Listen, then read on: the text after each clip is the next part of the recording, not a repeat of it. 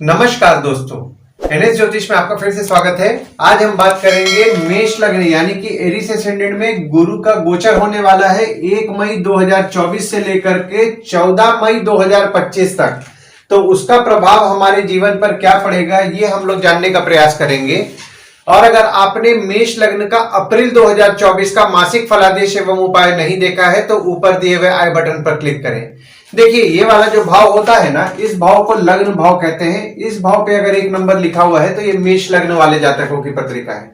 देखिए, गुरु आपके लग्न पे विराजमान थे और गुरु आपके 12वें भाव के स्वामी थे और आपके 9वें भाव के स्वामी थे, जो कि आपके लग्न पे विराजमान हो रहे थे 22 अप्रैल 2023 से 30 अप्रैल 2024 तक।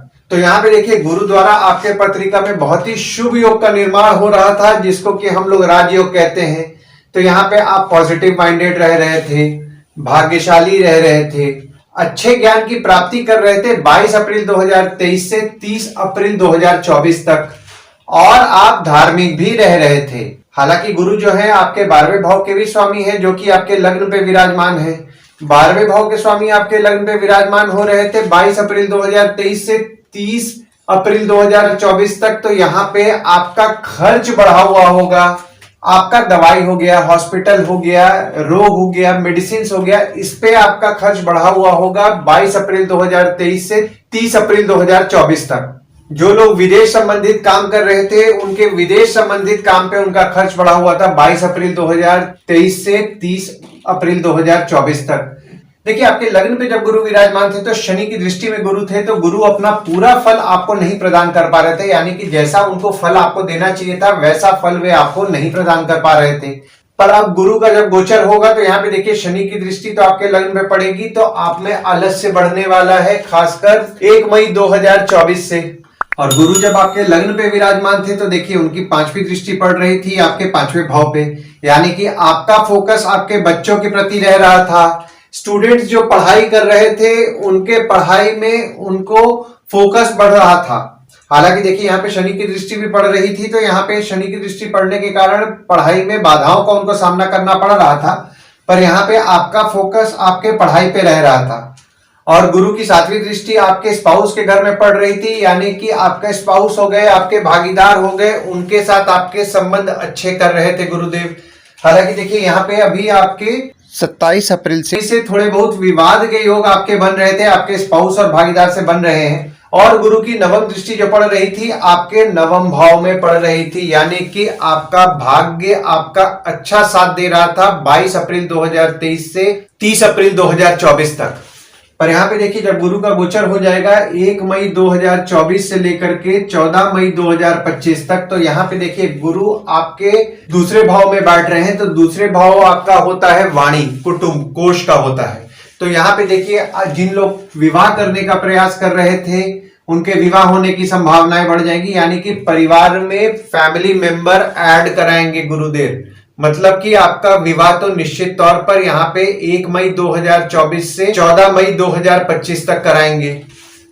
सेविंग्स आपका निश्चित तौर पर बढ़ाने वाले हैं गुरुदेव। हालांकि देखिए, गुरु शुक्र की राशि में बैठे हुए हैं, तो शुक्र के साथ गुरु का उतना अच्छा संबंध नहीं है। पर आपके दूसरे भाव में विराजमान हो रहे हैं, तो आपको निश्चित तौर पर आपको सेविंग्स कराने वाले हैं। क्योंकि देखिए, आपका जो दूसरा भाव होता है वो होता है वाणी, कुटुंब, कोष का होता है। आपके पारिवारिक मतभेद बढ़ने वाले हैं 1 मई 2024 से 14 मई 2025 तक। तो कोशिश कीजिए कि किसी भी तरीके का मतभेद होने से आप बचें।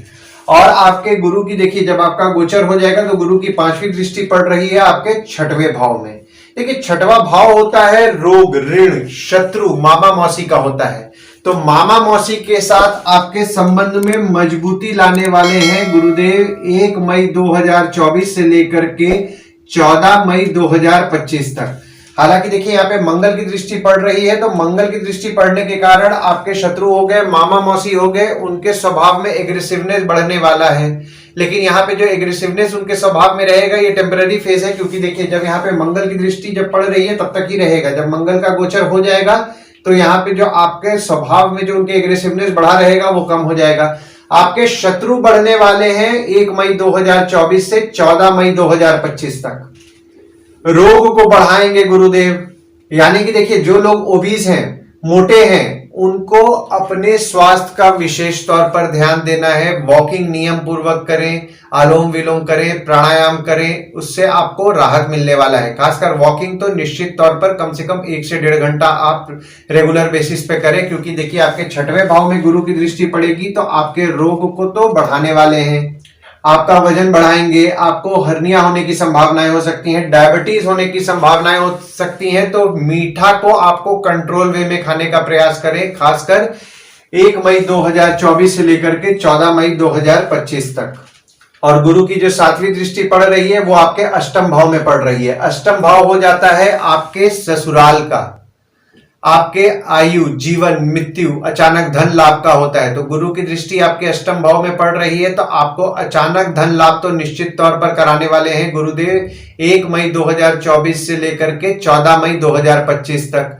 ससुराल वालों के साथ संबंध में आपको इंप्रूवमेंट दिखने मिलेगा और आपका आपके ससुराल वालों के साथ बॉन्डिंग मजबूत होने वाला है 1 मई 2024 से लेकर के 14 मई 2025 तक। हालांकि देखिए यहाँ पे शनि की दृष्टि भी पड़ रही है तो आपका मन मुटाव जो आपके ससुराल वालों के साथ हो रहा था उसमें आपको सुधार देखने के लिए मिलेगा 1 मई 2024 से। यहाँ पे देखिए और आपके आयु के लिए तो देखिए गुरु की दृष्टि पड़ रही है और शनि की दृष्टि पड़ रही है तो नो डाउट आयु के लिए तो अच्छी बात है। और गुरु की 9वीं दृष्टि जो पड़ रही है आपके दशम भाव में पड़ती रही है तो दशम भाव हो जाता है आपके बॉस, पिता, काम, ऑफिस का हो जाता है।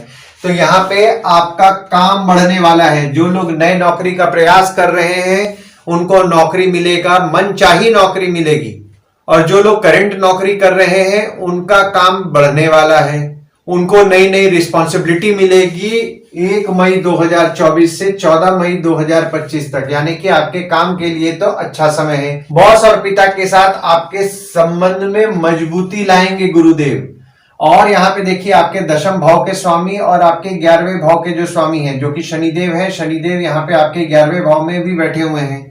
तो यहाँ पे आपके कम्युनिकेशन से आपको फायदा हो रहा होगा 17 जनवरी 2023 से, और 17 जनवरी 2023 से आपके कम्युनिकेशन से आपको फायदा हो रहा है। और गुरु की दृष्टि अब आपके दशम भाव में पड़ रही है तो काम बढ़ेगा और कम्युनिकेशन से आपको अच्छा लाभ मिलेगा। दोस्त पहचान वाले लोगों से आपको काम मिलेगा और अच्छा लाभ होगा।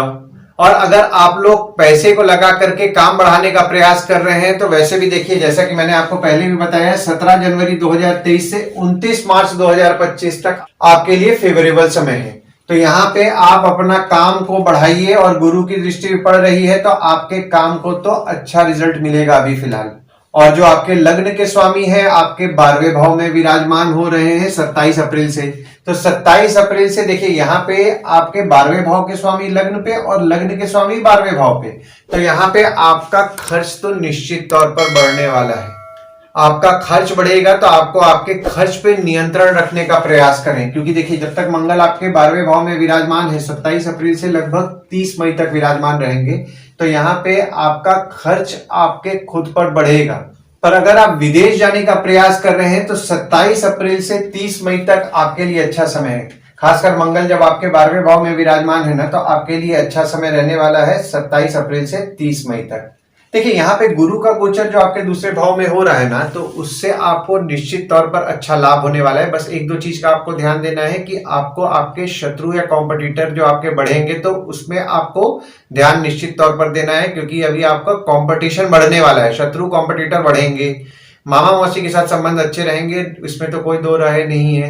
और आपको आपके स्वास्थ्य का ध्यान देना रहेगा। आशा करता हूं इस वीडियो में दी हुई जानकारी आपको पसंद आई होगी। अगर आप हमें YouTube पे देख रहे हो और ये वीडियो आपको पसंद आया हो तो इस वीडियो को लाइक कीजिए, चैनल को सब्सक्राइब कीजिए और नोटिफिकेशन बेल जरूर दबाइए।